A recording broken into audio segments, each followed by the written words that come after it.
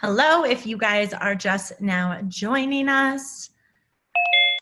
Hi, Leah. I was Hey. just telling everyone who is listening to the recording, it is May 16th, and we are here for a very amazing treat with Miss Leah Carver, a dear friend, international best-selling author, podcaster, host, multi-talented. Yeah, she's a superstar mama, and we're going to be learning about biohacking of the ancients. So technically, we have another minute or two.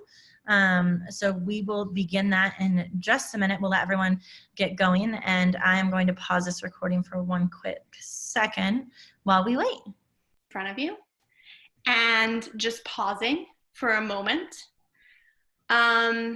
before you eat, taking a few breaths, building that breath in, inviting the parasympathetic, and then just begin to eat really consciously actually helps your body digest your food. Now, of course, why do we want to digest our food? Because that's where all our nutrients and minerals are coming from. And so we want to give ourselves the greatest opportunity, especially when we're investing in high quality food, right? To really absorb all of those minerals and trace elements that will feed us and help us get well. Oh, I'm just going to pause really quickly. You guys have heard me talk about our red blood cells and how important, like if we are healthy on a cellular level, then typically the rest of our body emulates that, right?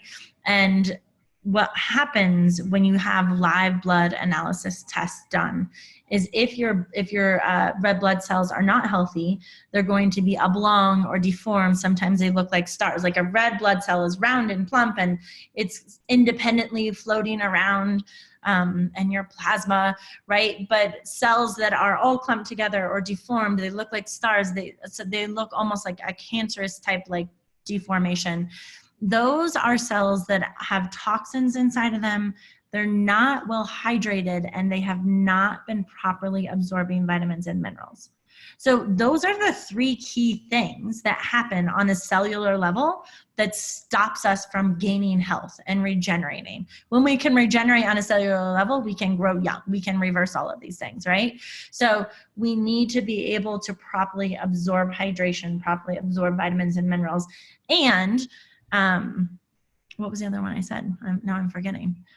Hydration, and toxins, obviously the whole point of the script, and push the toxins out, right? So it's that absorbing vitamins and minerals to me can sound like, oh, it's what the doctor says is good for you, but like it is absolutely crucial in regenerating on a cellular level. I just had to emphasize that point there. Yeah, so let me tell you guys like a story about a scientist in France, and he had what he called his immortal cells, and they were chicken cardiac heart cells. And he had them in a petri dish with like a saline solution, like a nutrient dense solution that they could eat. And the cells died after a few days. So he tested the water. He was like, oh, they must have run out of nutrients. So he tested the water. And when he tested the water, what he found was there was actually nutrients in the water. But what there wasn't in the water was there was no motion. There was no movement. Okay. And so he set up a filtration system that just like think of like a fish tank, right? Yeah. So there's movement that circulates the water. And now once he did that, he actually had these immortal cells. They live forever as long as they could get the nutrients that they needed and they could get rid of the toxins. They just went on living as long as he did. And why that's important for us to understand, and just going back to what Jenny was talking about with the cells, is we need not just to have the nutrients, but we need to make sure that our cells are able to access those nutrients and those cells are able to remove the toxins from the area, because they will die if they can't get the toxins away, no matter how much nutrient is there. And so that, I love this conversation so much, but it's why it's also really important for movement, right?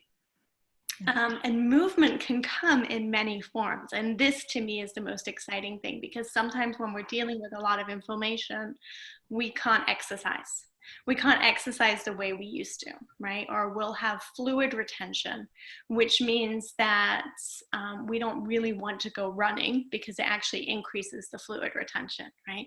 So in those situations, we can do things like take baths, because especially if you've got fluid, you wouldn't want heat so much, but you would want the hydrostatic pressure of the water. You know how you go in the pool sometimes, or you go swimming in the river or the lake or anywhere, and you're immersed, and the first thing you do when you get out is go eliminate, you go to the bathroom?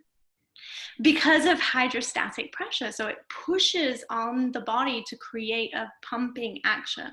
So movement is this other really amazing tool and biohacking experience that we can add to our lives really simply. Whether you're living somewhere that's super cold, you can use showers and baths, or you're close to the ocean, you can use the ocean. You can swim in the lakes or the streams, or just walking in a river, like knee deep in water, will help to create a major flushing effect through the body. So there's a lot of really simple things that we can do, even if we feel restricted. That's amazing.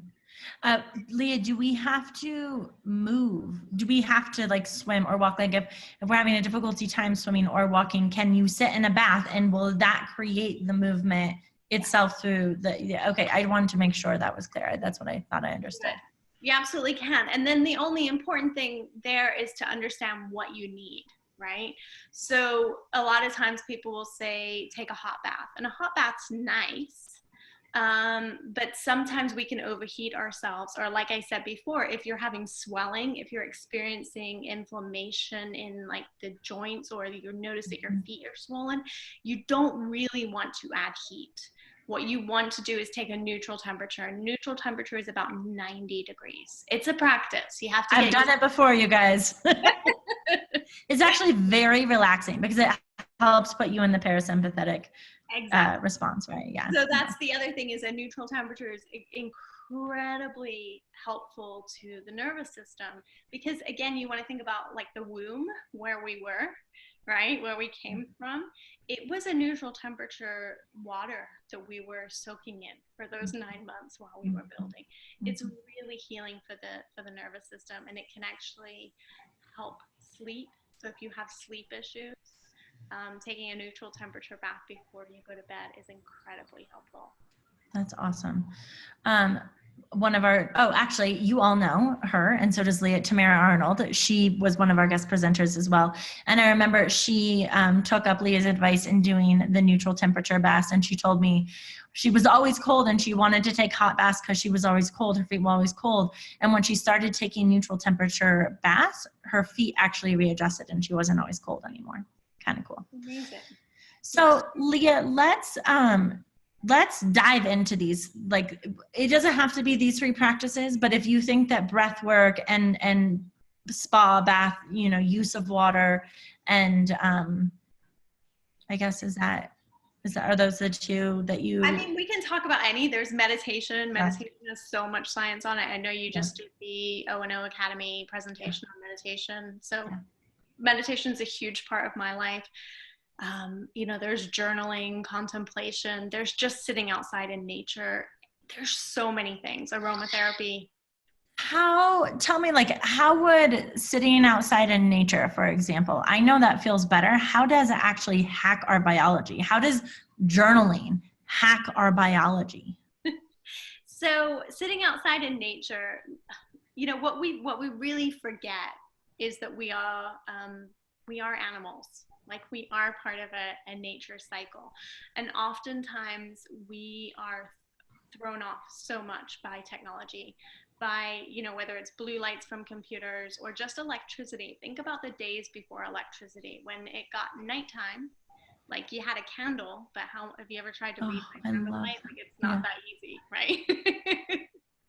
So it was pretty much like you might stay up for a little while, but you would pretty much go to bed and rise with the sun. You would do what the sun did. And we had cycles, the way that we ate. was very much about the season that we were in, what was able to grow. And so we are these really cyclical beings, especially as women. Like we have our cycle, like our actual menstrual cycle that's like a lunar month, right? Mm-hmm. And it used to be that we would menstruate with the full moon. And so there's all these different ways in which we are actually better off, like meaning our biology actually works better when we're connected to our environment. And so just sitting outside, removing sensory stimulation, gives us a great opportunity to reset, to sit in more of a parasympathetic state. And I don't know that we really realize how much sensory information is being thrown at us all the time. And so it's not just what we're taking in through food, but it's what we're taking in through information, TV. Like if you watch a TV show, usually you're having an emotional reaction to it as well, right? Like if it's scary, you're scared. If it's funny, you're laughing. If it's sad, you're crying. Like it's this very emotional experience that's actually happening within our body as well. And that's just one example of how much, same thing with music. We have these effects that happen when we listen to songs. Sometimes we get happy, sometimes we get sad, and that's what happens with sensory stimulation. So being outside, just allowing ourselves to not have so much sensory stimulation, to be still, to feel the vibration of the earth. If you can take your shoes off and put your feet on the ground, it really helps to ground you. And it's incredible for just resetting your nervous system. So it sounds like really all of this is about, the underlying theme is getting into a place where we are in our parasympathetic nervous system. That's that seems to be like the foundation to everything you've described. How can we move into a parasympathetic response? So, I mean, and this is the thing, is there's different ways. So if we start to breathe more deeply, we can switch into a parasympathetic state. If we can start to cut off the sensory stimulation, if we can take baths that are more neutral. So everything's kind of neutralizing. And it sounds, 80%, and this is the statistic I know, 80% of disease is caused by stress. Mm-hmm. Right? And stress isn't, like I said, it's like it can be overwhelm as much as anything else. It can just be overload. We have so much. How many people, if you wrote a to-do list of absolutely everything that you had to do, like you'd have this ridiculously... I will not do that. And it never goes away. Yeah. Right? So we can kind of see how overwhelmed we are as a society. And as women, it's all women here right now, but we often have this role of nurturer as well. And so not only do we have ourselves to take care of, but there's other people, whether it's children, husbands, parents, other people that need our attention. We're like natural nurturers. And what we often do is take care of everybody else first. And so our to-do list has everybody else's needs before our own. Yeah. And one of the most important things I think with biohacking is that you start to be at the top of your own list. Thank you. What you do for yourself, you do for others, right, Diana? We were just talking about this. And it is true. Like as women, as mothers, as nurturers, it's so easy to put everyone else first. But as I know personally, I've been playing with this teaching, what you do for yourself, you do for others. It's so simple. But as you actually say, like, put up your boundaries, put yourself first, and watch the magic unfold with the family and those you love. You're like, oh, I actually am supporting everyone else as I put myself first. It's such an important practice. It is, and it takes practice. And it's just, I love the word practice because we are human, and part of the human condition is that we're going to fail, and practice allows us to do that, right? Like we can kind of laugh at ourselves and go, oh, look, okay, I better just kind of reset that practice again, because it takes work. We've been doing up to now, we've been the bottom of our list, and we want to start to change that. So there's this really important piece of putting yourself first. And I always love analogies, and I kind of try to take my own self out of it almost. But if you were to go to a well that had been tapped, right? There was no water coming out of it. There would be nothing to fill your cup with. And I think of myself as the well, right? And it's really important that I make sure that the well is full so that when my kids come to me for something, there's something to offer instead of analogy. Nothing, like dirty, mucky water from I've given that before. It's not fun. Yeah. Right. And I love well, because to me, like, that's wellness, right? When there's more to offer, there's not just like, and it's very different. I can see it almost immediately when I'm run down with my kids. I'm so much more agitated. I'm quick to get annoyed. I don't want to help them as much. And when I've taken care of myself, when I've done my practices, then there's just like this ability to really show up for them. So amazing. That's so beautiful. I love that. Can we take the next 15 minutes and then we'll do like maybe 5 minutes of Q&A or however long it takes here let's dive into the practicality of whatever biohacking tools you think, just based off of what our conversation is. What do we do? Okay, we can take a neutral bath and that will support our nervous system. How do we detox? Tell us about the shower. Tell us a little bit more about some tricks for breathing or journaling. Let's dive into maybe their top 3 here. Okay, sure. So I think with breath, the easiest thing is to teach you guys instead of just talking about it. Yeah, so let's do it. A little bit of a breath practice, and we're going to keep it super simple because it doesn't have to be complicated. There's some amazing complicated breathing practices, but we don't need them. Yeah. It can be really simple. So what I like to teach is a circular breath. And so let's just close our eyes. It's a lot easier if your eyes are closed to start to feel your breath. We breathe in through the nose and out through the nose. So just begin to feel your breath. More likely than not, when you first bring your attention to your breath, you'll notice that you're breathing into your chest. So as you bring your awareness, see if you can breathe into your belly. You can place your hand over your belly if that helps. And as you inhale, start to feel your belly expand. And as you exhale, your belly just contracts slightly. And it's this really natural movement, inhaling into the belly. And exhaling, the breath rises up and out. And now bring a count to your breath. So as you inhale, just count the length of your inhale. We're looking for a 3 or 4 count inhale.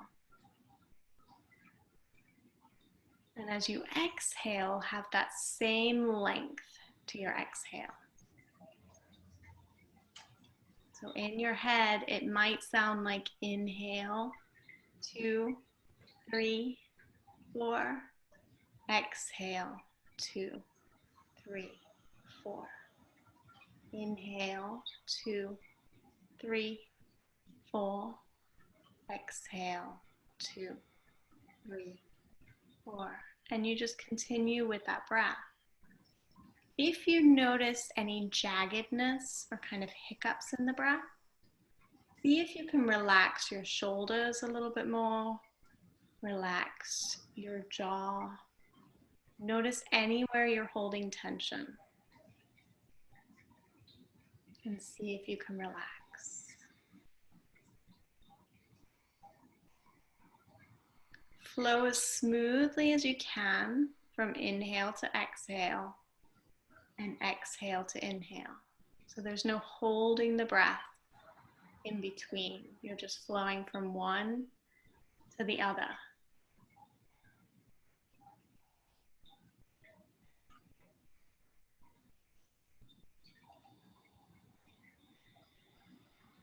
And then on your next exhale, just gently opening your eyes and coming back.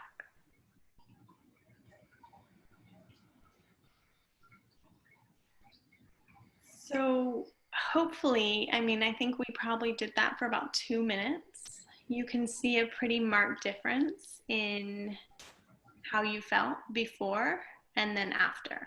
It just is like almost immediately you begin to shift. Part of having a practice to me really starts with, and we talked about journaling, starts with the assessment. And the assessment to me is that, like, when you first close your eyes, just notice where you are, right? What am I bringing to this moment?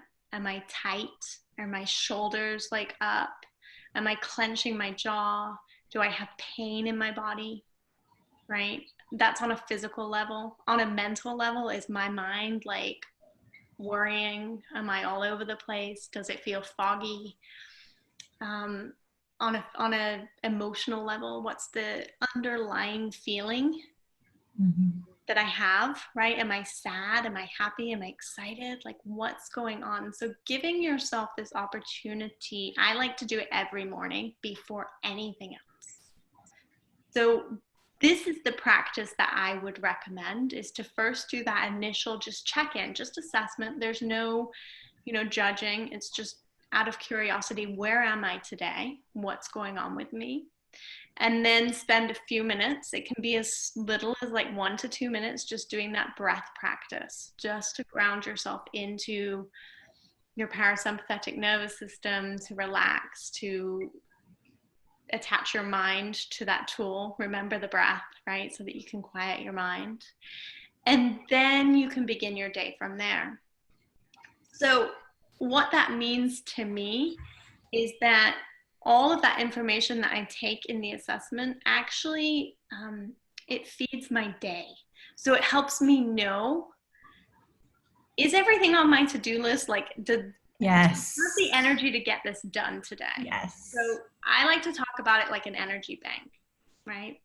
And when we're dealing with inflammation, a lot of times our energy bank has been depleted. We have gone and we've borrowed money or energy from the bank, and now we not only have no energy in our account, but we have to pay back the interest. We're completely depleted. So that information will inform how I set up my day. What I do then is, okay, if I have a lot to do today, that actually means I need to do more. If I know there's going to be more cups coming to my well that I need to fill up, right? In essence, I know that I'm going to have to do more filling of my well. That means I'm going to do more practices. Maybe I'll sit down and do a longer practice, but more likely than not, it means that I'm going to be taking more 15-minute breaks throughout the day to refill my well. And so in those 15 to 30-minute breaks, I would do breath, which we just did, something that simple for 5, 10, 15 minutes. It's actually the precursor to meditation. So if you just start with the breath, and you stay with the breath, your mind will get quiet enough that you can actually just kind of go into meditation, if that's what you choose. The other practices are just laying down. Like, literally, you don't have to take a nap, but lay down and can practice that. Right? Like, set your alarm. We can all do that. Knock it up. But, yeah. But laying down and doing some deep belly breathing when you're laying down. I love yoga nidra as well. It's like a laying down. It's yoga of sleep. Resting. We don't have enough rest. We have so much going on, and we're not taking the time to rest. And we feel guilty when we do. Yeah. We feel guilty. We feel like we have to show up and do all these other things, and that it's so bad of us to rest. But just like Leah was saying, I love that well analogy, Leah. Like, we have to keep the well filled so we can pass that along to other people. I don't know if this is biohacking. It's something I've observed for a long time. I feel like there must be something to it. Maybe you can answer, but putting your feet up, like not just sitting in a chair but lying down with your feet up, or like having your feet up. There's something about that I feel like is more deeply regenerating. Absolutely. I think, on a physical level, like not everything doesn't have to work so hard, right? Yeah. just moving the blood and moving oxygen through the body takes a lot more effort when our feet are down and our heads up versus when we're lying down. You know, it's a lot easier. There's no hill climbing involved. And it just does, it relaxes our body. It's a lot easier to fall asleep. It's a lot easier to rest with our feet up. So absolutely taking the time to rest, you know, and then also just pausing before your meals. Like if that's what you have that you can give yourself, it's giving yourself the opportunity to eat without doing a million other things, you know, on the way. It's like, oh, it's important to feed my body, and I'm working hard to take the time to cook the right things and buy the right things. So why not give myself the opportunity to really absorb the right things? And, you know, this is the practice. So the other things with water is water creates movement. When I first got on the computer, I could see the creek outside Jenny's house, and it's like moving really quickly. It's amazing. It doesn't even look like a reel. I'll see. Yeah, can you guys see that? It's incredible, right? See all that water that's moving and the white water and everything. Movement is life, right? So if we think about our blood like that creek, you know how sometimes you'll go over to a creek and there's little areas, there's like pockets of stagnation where everything's kind of dead and there's like a residue on top. That's what's happened to our cells in essence when they're stuck, when there's stagnation, when there's inflammation. And we want it to be like this nice fast running creek, right, where everything's moving. Nutrients are coming in, toxins are moving away. And so to me, because we're water bodies, water is one of the greatest tools to shift the water in our body. Like I told you before. So neutral temperature baths, I feel like we talked about those. The other really simple, and I'm sure you guys have maybe heard of it, is, but really, really simple techniques is to take a warm shower or hot shower and then turn it on cold you can do it for the last minute, 30 seconds, 10 seconds if that's all you can take. And so you start to work with this hot cold contrast because that creates a movement of the blood. Cold, when we first put cold on our body, what happens is a reaction called retrostasis. You don't really need to know that word, but retrostasis is the initial shunting away of the blood from an area. So what happens when we have a short cold is the blood rushes towards the organs because it says, oh no, there's cold, we need to make sure we're protecting our organs. And so the blood rushes to these organs, which means that we get this really amazing exchange of blood to the area. And that's retrostasis. Long cold, on the other hand, actually rushes blood back to the area, right? So eventually it would realize, okay, the organs aren't in danger here, but the surface of our skin is really cold, so the blood's gonna rush out. When we're with inflammation, we don't really want long cold. We want that short cold. And that's kind of, you know, anything below 5 minutes, 5 to 7 minutes is short cold. So taking a cold shower at the end, or doing it multiple times while you're in the shower, if you can take it. All you need is an 18-degree difference. So if you're kind of a cold baby, you know, like you don't like cold, you don't have to make it, right? You don't have to make it super intense at first. Obviously, and also if you're sick, like if you're really sick, you don't need to do that to yourself. It's too intense. But if you just change the temperature about 18 degrees, so if you went from a 90-degree shower to a 70-degree shower, you would get some of those effects without it being overstimulating or, you know, really shocking to your nervous system. I love taking a hot bath with Epsom salt because I know that's really detoxifying, but then if I'm trying to detox and then doing a cold bath or cold shower immediately after. Yes, yeah. I learned that from Leah. That's what I do now. But that is, and one of the things you always emphasize to me, because I was always like, hot Epsom salt bath, let's detox. And one of the really important things I think that Leah, you emphasized it was a big takeaway is we don't always need to push, detox, especially if you are really sick like I was with the Lyme and parasites, right? Again, we need to put our body into that parasympathetic place and allow it to recover. So yeah, do some hot and cold. It's okay to do the hot Epsom salt if you're feeling like you need some support to get through a detox, great. But like after that, make sure you're doing like do a nice 90-degree bath, like really make sure you're having that support for your body as well. Yeah, I mean, and quite honestly, when your body's in parasympathetic, like it's actually allowing detox to happen. Yeah. Right? Like it will naturally detoxify. That's what happens when we sleep at night. So sleep is something we haven't talked about. I think it's incredibly important.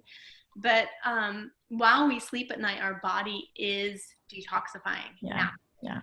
So if we're dealing with insomnia, if we're not going to sleep on time, one of my old habits used to be, because I had little kids, so I thought I had to get them to bed, and then I needed like 2 or 3 hours without my children. And so even though I was really tired, I would stay awake. Yeah. Or stay awake to watch a movie, or like, I almost said a tune because I've got kids, but like a show or something. Yes. Yeah. And it's like, but if you just give yourself the opportunity to go to bed, the hours before midnight specifically are the most rejuvenating. Yeah. So the more time before midnight you get to sleep, the better. Interesting. I know. Huh, that's cool. That's cool. So okay. So we talked about breath work. We talked about, showers. Tell us about the transdermal nutrition. Yeah. Like I know that, like a salt bath or a, Epsom salts. Good Lord. That was hard for me. Sorry. Epsom salt. And your family has a company that sells these amazing nutrient packets, which I've used a lot before. So tell us just a little bit about that so people understand. Yeah, so we are big advocates for seaweed baths. And some of the reason why is because seaweeds are rich in all minerals and trace elements, specifically one seaweed that I like a lot, which is very high in all minerals and trace elements that are essential to human life. And that is Laminaria digitata. And it's a green powder. Laminaria digitata? Laminaria digitata, yeah. Okay. And so it has all of these minerals that you need to support life. And so for me, the thing about biohacking, the thing about taking these baths is, if you're going to take a bath, if you're going to take the time to do these things, why not make it the most optimal? Because time is of the essence, right? None of us have excess time for the most part. Nobody's sitting around going, I don't have anything to do right now. Mm-hmm. They might not want to do what they have to do, but there's always things to do. So if we're going to take the time to take a bath, why not take the most nourishing bath that you can for what you need? Salt baths are amazing for balancing the nervous system. If they're high in calcium and magnesium, mm-hmm. they are the minerals that run your nervous system. So oftentimes magnesium, you hear about magnesium a lot, I think, at the moment in the nutrition world. Everybody's saying we need more magnesium, we need more magnesium. So our electrolytes, our salts that our bodies absolutely run on is calcium, magnesium, sodium, and potassium. And they're the really key hydration salts that we need in order for our bodies to run efficiently. Okay, and so taking a bath in these salts is a wonderful way to support not only detoxification, but they support our nervous system. They give our body what it needs. And the interesting thing is, if your body needs calcium and magnesium and you don't have it, you know where it's going to go. It's going to go to your bones, right? Which is why people get osteoarthritis and things like that, because, or they start to have problems with their teeth, because the body is going to get those minerals any way it possibly can. And so if we're not taking in enough of those minerals, that's where we see those problems come up. But it's also what anxiety and stress, if we have high stress, high anxiety, chances are that we need more calcium, magnesium. And they go as a couple. Calcium and magnesium are like a couple. You need them together. I'm a big advocate for taking things in food form as much as possible. And that's one of the reasons why I love seaweed as well, because it's a food form. So you cannot, it won't tax the liver at all. right? It won't be hard on the body. It's like a food. If you eat too much lettuce, your body's just going to eliminate what it doesn't need, right? It doesn't become a toxic component, where sometimes with supplements we can be taking too many, and it can actually cause it can be difficult for the body to the liver has to process all of them, even if they're. So what is the name of the you have to remind me, what is the name? Yeah, so it's Earth Matters Apothecary. That's right. And we kind of, we have like a little hack on that as well. We have you take a quiz when you first go onto the website, because it helps us know what body type you are. Depending on what body type you are, chances are you're using different minerals more frequently. And so we can support you by giving you the best product for your body type, so that you can support what it is that you need depending upon that. So that's that product. And personally, when I was really sick, I was taking like 2 to 3 baths a day. Like, that was how I started to shift. That's how I started to create the discipline to make the bigger changes in my life. That's where it began. Like, I literally had to put down my entire yoga practice, my meditation practice, because it just felt like a way that I could suck, a way that I could fail. Like, I didn't get my practice done today. It's too hard. I don't have the energy. And I literally had to be like, okay, so I'm going to go take a bath, because that feels easy right now. And I think, the ultimate thing with biohacking is begin by finding things that are easy for you. If you hate baths, don't make yourself take a bath. Like, that's probably not going to work so well for you. So look at who you are, understand what your tendencies are, and then use that to support yourself by making these small little changes. Baby steps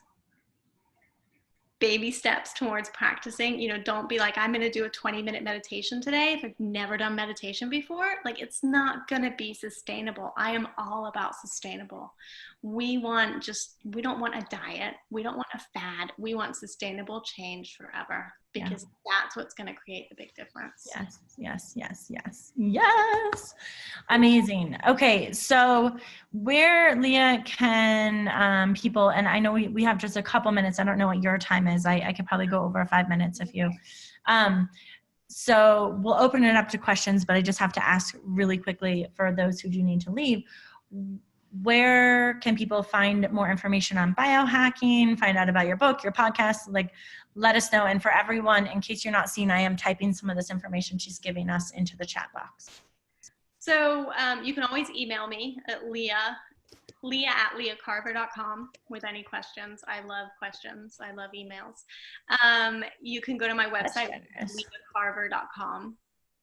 And then also I have the podcast, and I have yourlifepractice.com. So Your Life Practice is the podcast. And that also, when you sign up on our newsletter on Your Life Practice, you'll get 3 basic practices pretty much within the first week that will take you through some of these things. And like I said, it's like simple, keep it simple, and like keep working those simple techniques, because that's where powerful change comes. Amazing. I feel like these are so powerful. And if everyone listening now heard one thing that you can commit to doing it for 2 weeks, like we practice, like do a science experiment. We swap out processed sugar as a science experiment for 2 weeks and listen to our body and see how we feel. Like, which one of these things that Leah just shared can you commit to for the next 2 weeks? Can you breathe for 2 minutes before you get out of bed? Can you take a bath? Can you take hot and cold showers? Can you, there's so many, I guess those were like the top 3 things, right? Or maybe you're with the baths, you're like, I want to do some transdermal nutrition. Why do I struggle with that so much? Maybe you want to journal, right? There's a lot of things we didn't talk about too, Leah. We might have to have you on here another time, because I love talking about these things. But really, like, take this moment again. You guys always hear me say the gap between knowledge and action is where so many of us fall down. And so what little piece can you take now and apply and report back in our Facebook group? I want to hear about it. I think I might actually I'm going to have to fill up on some of the seaweed again, because I haven't done that in so long. And that like when you're talking about it, my body's like, oh yes, please. I mean, that's how I wrote my book. Like it was the ultimate way for me to build energy, because it takes energy, you know, and it was creativity. You're not creative when you have no energy. Yeah. Yeah. Write a chapter. How am I going to do it? It's like, oh, I'm going to go take a bath, Totally. which sounds crazy, right? But it was like, that was the hack. It was like, oh, build my energy, then I can do the thing. So powerful. Well, amazing. Okay. So I have about 5 minutes. I have another call happening pretty soon, but I want to just open up. If you want to go ahead and you guys can just unmute yourself. If there's anyone that has any specific questions about what we've covered, any questions about little biohacks that you heard Leah mention, but she didn't give into, just any questions you have, feel free to unmute yourself and ask away. I know we'll have a taker here in a second. Okay. Anyone? We've never not had any questions. I have a question. Oh, okay, Virginia, yes, and Diana. Hi. Sounds great stuff.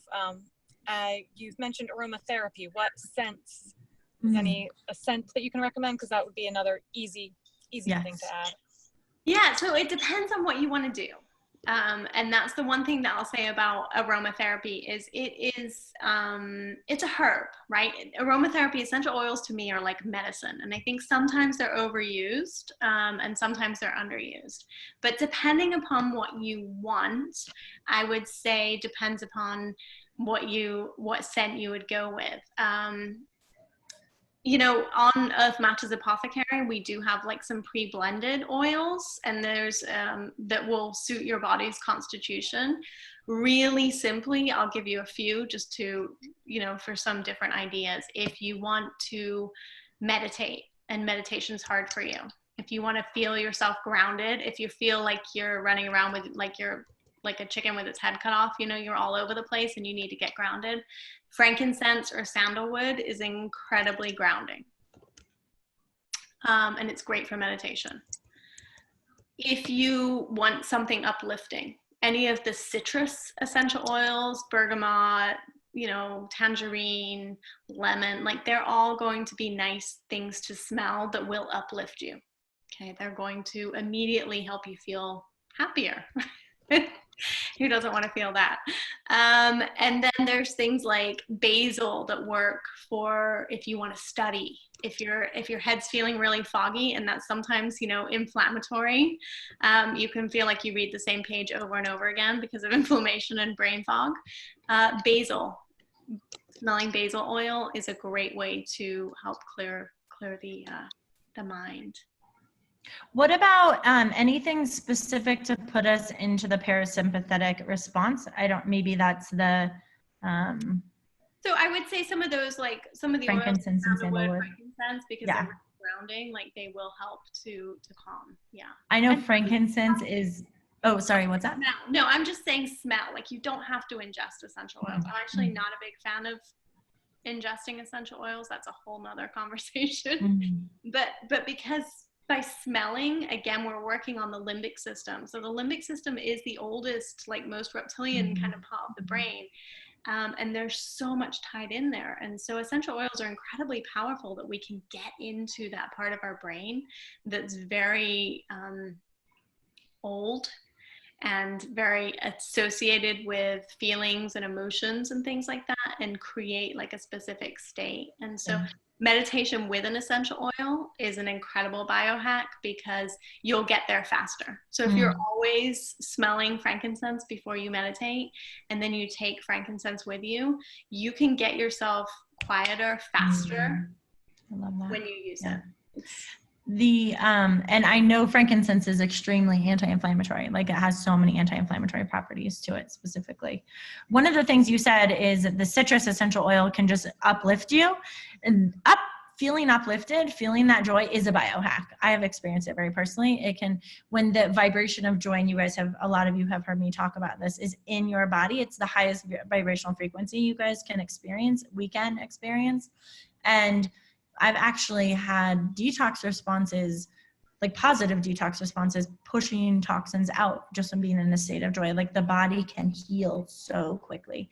So that's really cool. And I think just on that topic real quick is that's how you know your practice is working for you. So if you're doing these things and you're not experiencing more joy, then something needs to shift. Yeah.